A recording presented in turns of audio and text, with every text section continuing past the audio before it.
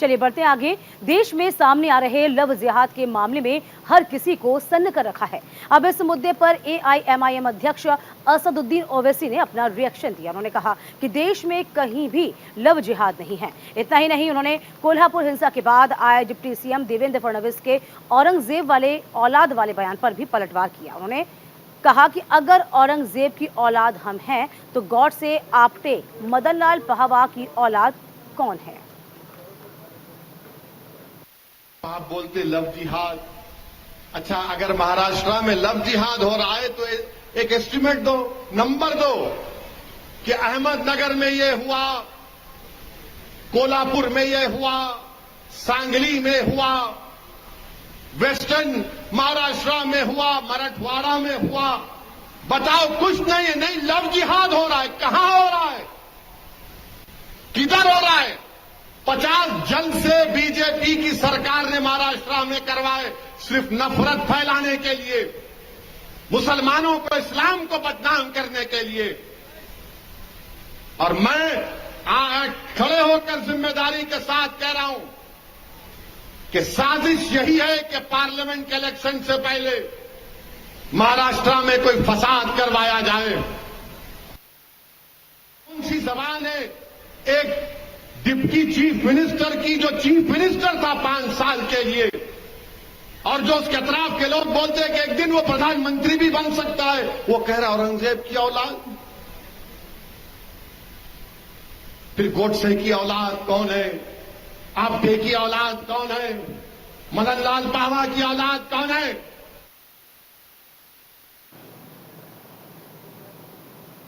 तो सीधे तौर पे आपने सुना किस तरीके से असदुद्दीन ओवैसी ने कई सवाल खड़े किए हैं, क्योंकि फडणवीस पर भी निशाना साधा गया है। लव जिहाद को लेकर ओवैसी भड़क गए हैं। कहा है कि देश में कहीं लव जिहाद नहीं है, और यदि लव जिहाद को बीजेपी ही तवज्जो देती है, इसको हवा देती है।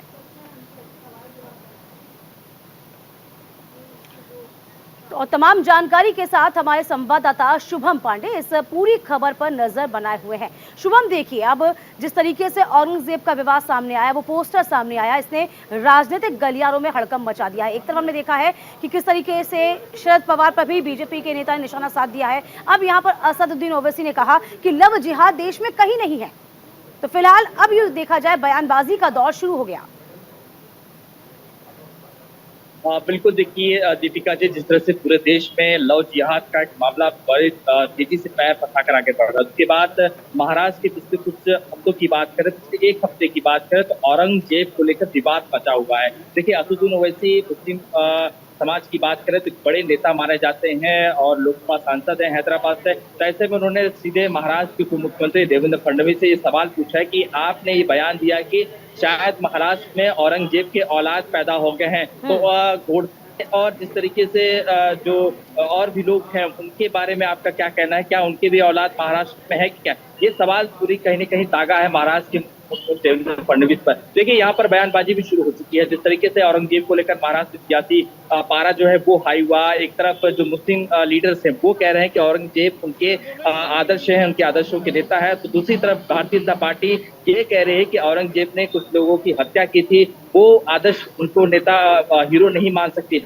इसी को लेकर पूरा बवाल मचा हुआ है। और इस बीच ओवैसी का यह बयान आना कि नथुराम गोडसे की औलाद कौन है, जो महात्मा गांधी के हत्यारे थे, उनकी औलाद कौन है? उसके अलावा कई सारे ऐसे भी उन्होंने प्रश्न उठाया जिसको लेकर महाराष्ट्र की राजनीति गर्म हो चुकी है। देखिए, यहाँ पर एआईएम की बात करें तो यहाँ पर जिस तरीके से महाराष्ट्र में भी कुछ जिलों में, अगर औरंगाबाद की बात करें जो अब छत्रपति संभाजी नगर जिसका नाम हो गया है, वहां पर अगर वहां लोकसभा सीट की बात करें तो इम्तियाज जलील एआईएम पार्टी के यानी असदुद्दीन ओवैसी की पार्टी के, तो कहीं न कहीं ओवैसी का बयान ये कहीं न कहीं आने वाले चुनाव को देखते हुए क्या जो चीजें इस वक्त महाराष्ट्र में चल रही है, इस तरह से ओवैसी का यह बयान काफी मायने रखा जा रहा है। जी।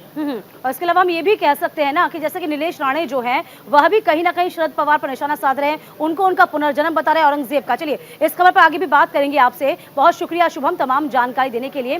चलिए, अब आपको ये बता दें कि विवाद शुरू कब हुआ था, जब महाराष्ट्र के डिप्टी सीएम देवेंद्र फडणवीस ने तंज कसते हुए कहा था कि अचानक से देश भर में औरंगजेब की औलादें पैदा हो गई हैं। इसके बाद महाराष्ट्र में औरंगजेब पर नया सियासी घमासान तेज हो गया। यहाँ आपको ये बताना बहुत जरूरी हो जाता है कि अहमदनगर में एक जुलूस के दौरान कुछ लोगों ने औरंगजेब के पोस्टर लहराए थे। वहीं कोल्हापुर में मोबाइल पर औरंगजेब का स्टेटस लगाने का विवाद सामने आया था।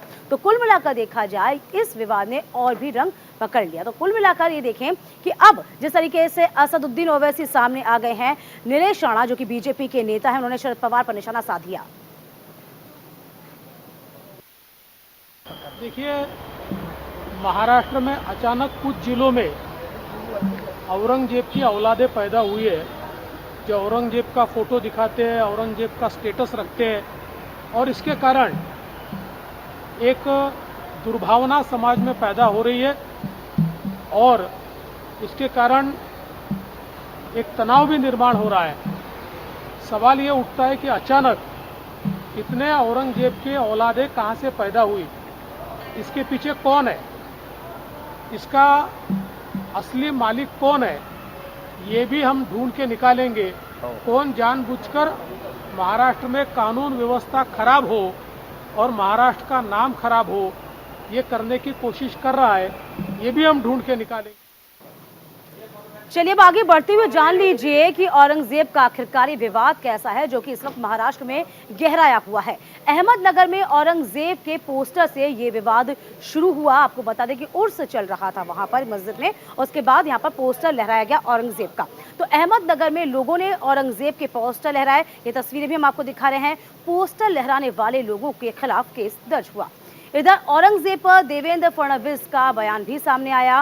राज्य में शिवाजी महाराज और संभाजी महाराज पूजनीय हैं। कुछ जिलों में औरंगजेब की औलादें पैदा हो गई हैं। ये बाइट भी हमने आपको सुनाई। फडणवीस ने क्या कहा ये भी आपने सुना। अहमदनगर के बाद कोल्हापुर में औरंगजेब के पोस्टर लहराए गए। इसके विरोध में कई हिंदू संगठनों ने कोल्हापुर बंद की अपील की। इसके बाद इसी दौरान पुलिस से झड़प भी हुई। 19 जून तक धारा 144 लागू रही। अब इसके बाद आपने तस्वीरें देखी ही हैं किस तरीके से असदुद्दीन ओवैसी सामने आ गए। इसके बाद नीलेश राणा जो कि बीजेपी के नेता हैं, उन्होंने भी शरद पवार पर निशाना साधा।